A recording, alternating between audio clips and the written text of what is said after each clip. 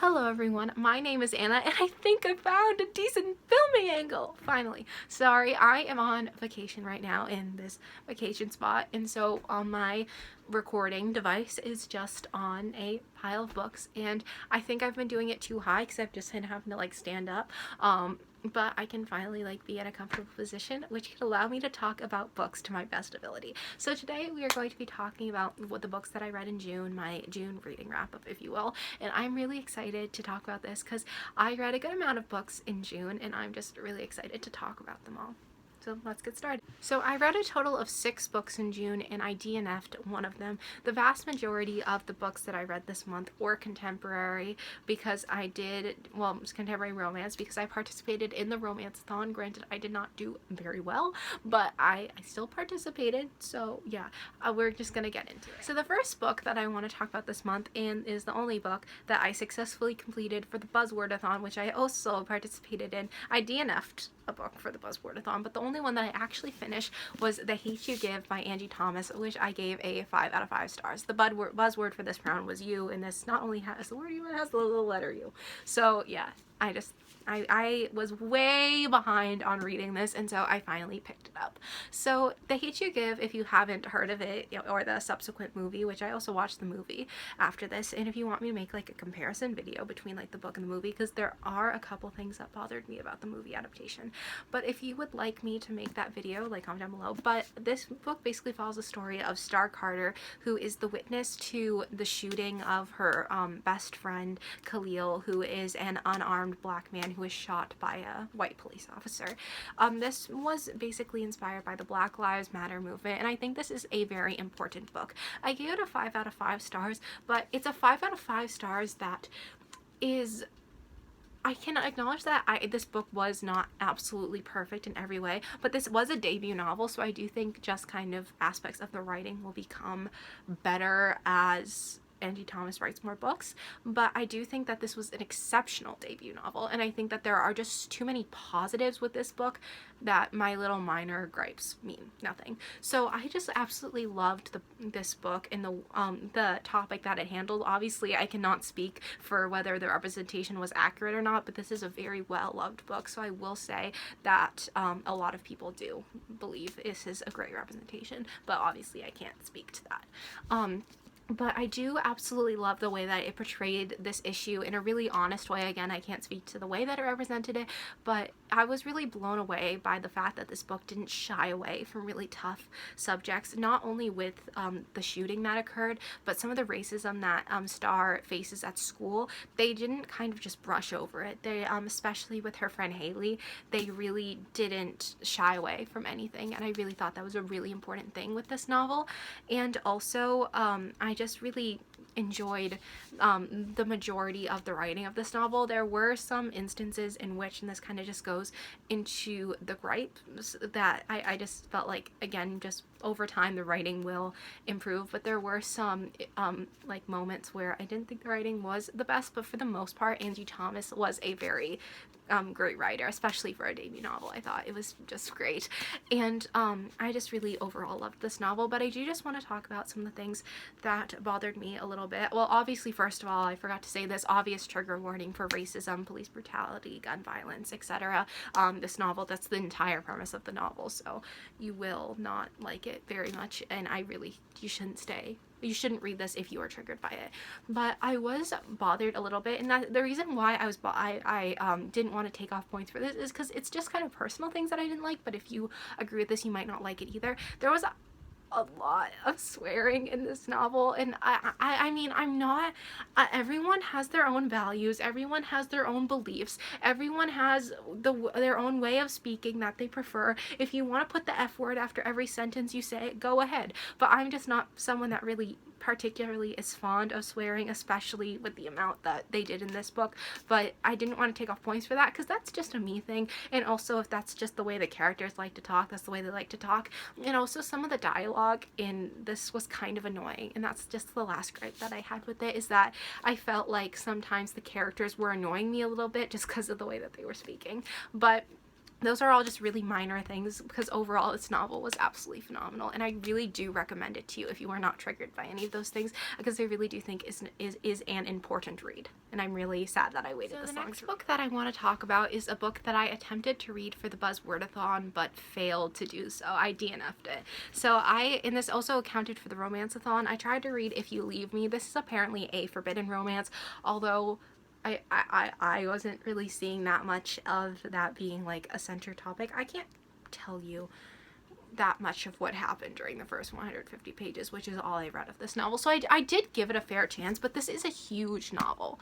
And if I am not enjoying it, I don't want to spend my time reading it, although I really only ever felt comfortable DNFing books that I got from the library. You know, I don't want to spend my time, because what was happening, it was the 4th day of the Romanceathon and I still hadn't finished a book because I was just stuck on this one, and it was putting me in a reading slump because I don't want to read, so I don't want to read anything, and so I just don't want to put myself through that. This novel basically follows the story of, I'm gonna pronounce her name wrong, Hami, who is a person living in Korea during the Korean War, and so she's living at a refugee camp, and so she's kind of has feelings for this guy, but she is being courted by this guy's cousin. That is the premise of this book. And I will leave the spelling of her name on the screen just so that you guys can see the spelling of her name, because I don't speak Korean, and I don't speak, I speak a little bit of French, but that's it, and I don't want to, like, I don't want to offend anyone. I'm really sorry. If you watch my channel, you know I am horrible with names.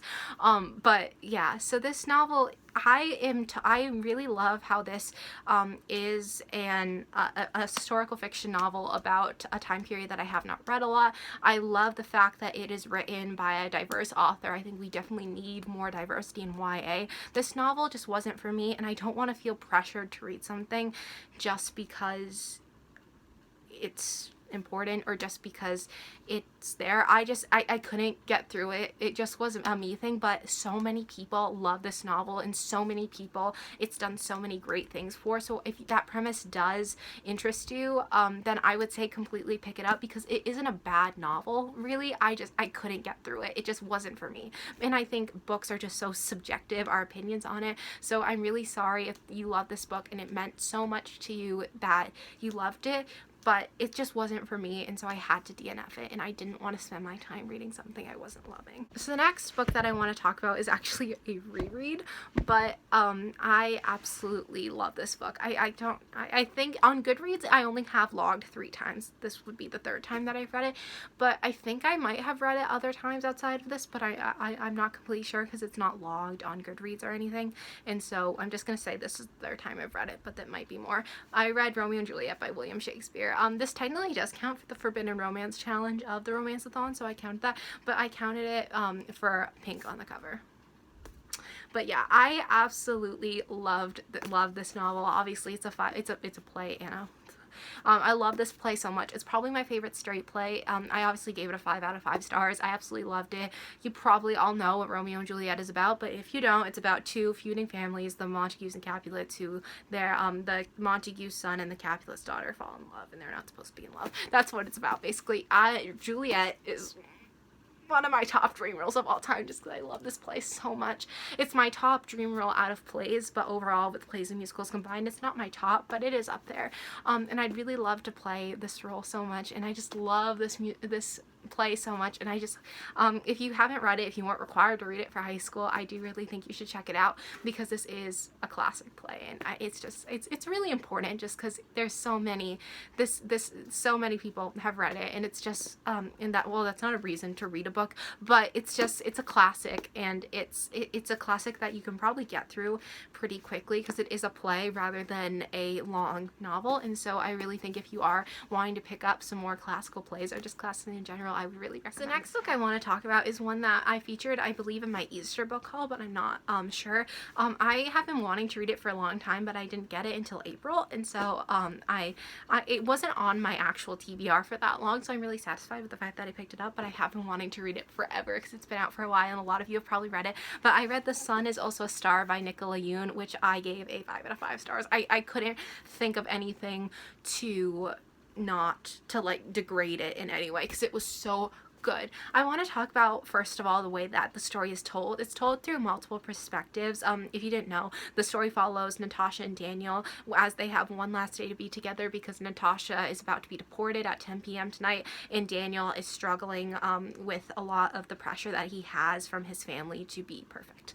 And so they kind of meet and fall in love on this one day. It's insta love in a sense, but it's also one of the most like well-developed romances ever. I don't know if that makes sense, but it is so good. And so if you don't like insta love, you might still like this one. I don't really mind insta love because I love romance so much, but if you really don't like insta love, you might still like this.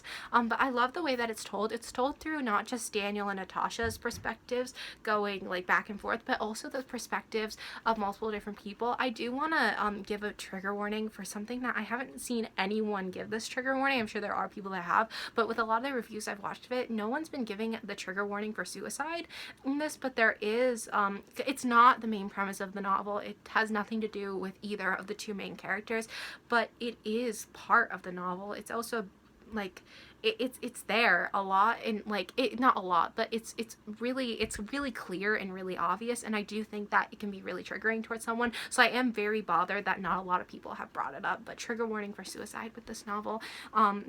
But I just love the way that it was told, because there's some random like point of view chapters of other people that they kind of come across during the day, and I just feel that that really added a lot to the story. I've never seen anything done like that, and also I just love that the chapters were super short on that, because it made me feel like I was flying through it. It was just really good. I really enjoyed this novel, and I do think that you might like it if you pick it up. Nicola Yoon is a phenomenal writer, and now I want to go pick up Everything, which is her debut novel. So the first of 2 audiobooks that I listened to this month was 13 Reasons Why by Jay Asher. First of all, I want to say that I in no way support the actions of some very dirty things that Jay Asher has done in his life.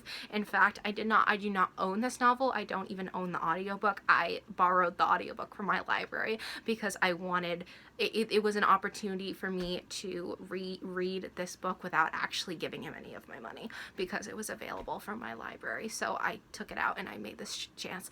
But I gave this book a 3 out of 5 stars. I wasn't super disappointed in it, but I also was disappointed in it. I watched the television show before it. I'm gonna ignore seasons 2, and they're making season 3, but I'm just gonna talk about season 1 of the show.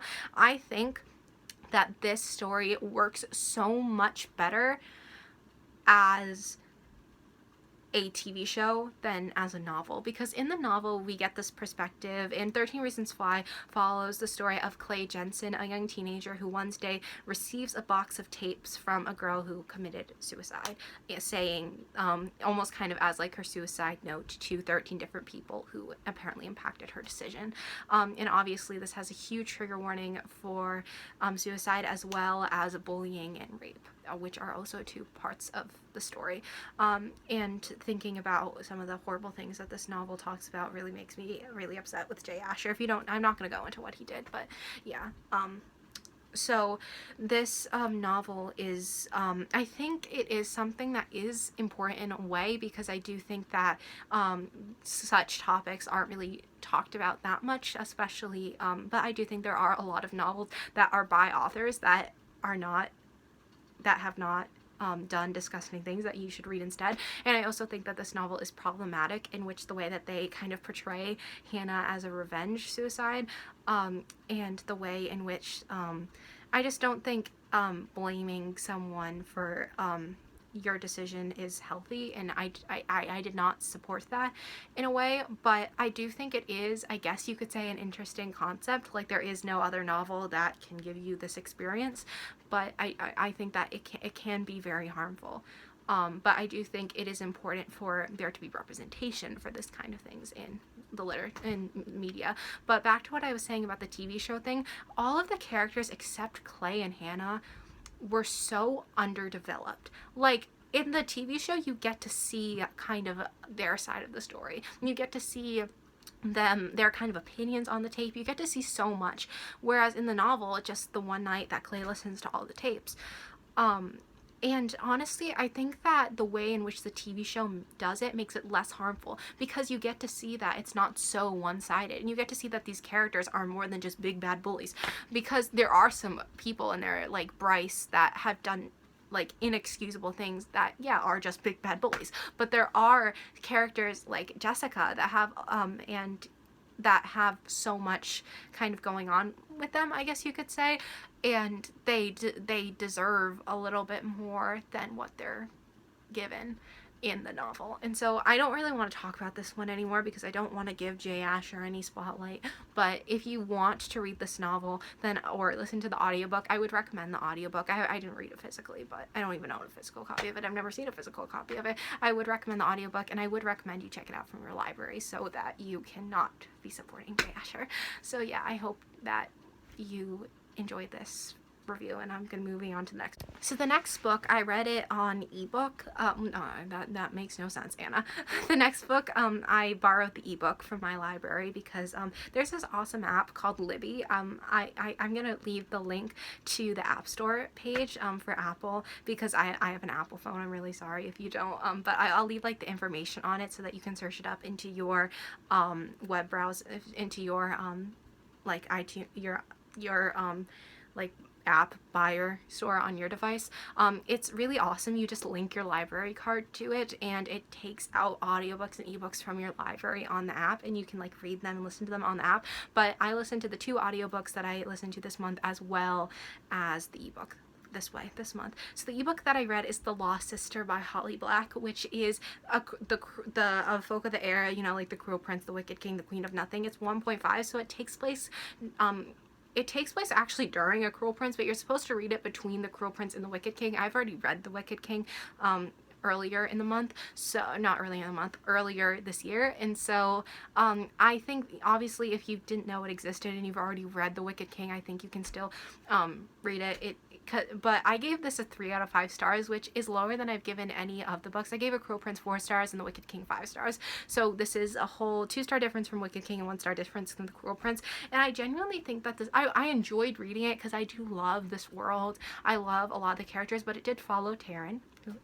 If you've heard any of my reviews for this, she's the bane of my existence. But yeah, I didn't hate it that much because of her. I didn't hate it. That's a lie. I disliked it, and I thought it was okay because I don't think it actually added anything to the story. And I think you can skip it and you'll be fine. And I think if you're gonna publish a novella, I think that it has to be, it has to add something to the story. And I honestly think, like, I read The Wicked King without reading it, and I was fine, and like I don't feel any different afterwards. And also I think this is less of, because this is just kind of Taryn's character, and this goes back to it, just the way that she kind of expects, I'm not gonna spoil anything, but she does something that's kind of really horrible. She just expects to tell the story and to have Jude forgive her, and I do think that it's nice to see a little bit of her side to the story, and I do think that is important. So I guess that would add something, but I just, the way she expects you to just forgive her like that, but she like made the decision to do what she did, and she didn't even know what was gonna happen when she agreed to let it happen. And so, you know, she just, there's, I don't want to spoil it because I feel like I'm going to spoil it, but the way, I just think it really showed a selfish part of her character, and I just didn't like that, and I didn't enjoy it. It was a 50-page long ebook, and I think you don't have to read it, but if you do like The Cruel Prince, it might be something, but don't expect for it to be like.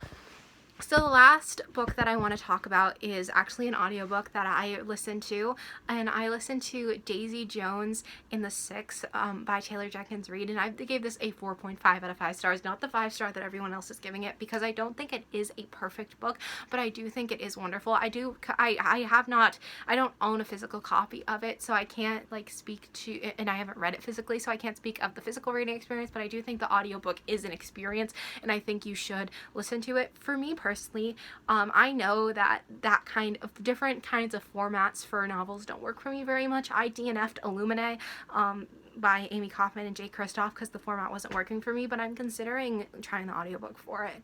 But it's just not my favorite thing. I had a really difficult time getting into the story. That's really my main gripe with it, is that it wasn't till like 25 to 50% in that I was really invested in it, and even I was really only invested at certain points, and I kind of wanted the book to end just because I wasn't sucked into the world. But I do think there are a lot of really important things this novel discusses. A huge trigger warning for substance abuse in this novel, and also there is a lot of kind of inappropriate language and swearing in it, which again, that's not my thing, but it wasn't like so overly in there that it really like bothered me like it did in The Hate You Give, but it's still there, so I just thought I'd mention it. But I do really think that the characters are so well developed. Honestly, I was kind of convinced that Daisy Jones and the Six was a real band, because just the way that Taylor Jenkins Reid can develop these incredible characters is so amazing. The kind of plot twist at the end of like who the author of the novel is, I did not see that coming, and I do think that overall the novel is a very great one. I'm really glad that it exists, and I think that it is very unique, and I think I do still recommend it. I gave it a 4.5 out of 5 stars. Obviously I enjoyed it. So those are the 7 books that I want to talk about this month. I only read one fantasy this month, and it was a novella. So this month was very much a non-fantasy book, but non-fantasy month, very much contemporary romance. But I will say I've already finished 2 books this month. I'm filming this on July 2nd. I finished 2 yesterday. One is a middle grade contemporary, and one is a dystopian novel. And so it's already looking a little different instead of all YA, like YA contemporary. So it's a little different next month. So if you want to see some more like diverse reads, because I'm kind of in a fantasy mood right now, then I would check that out. And I'm just really excited to talk about some more books with you guys. So I really hope that you enjoyed this video, and I hope you have a great day. Bye.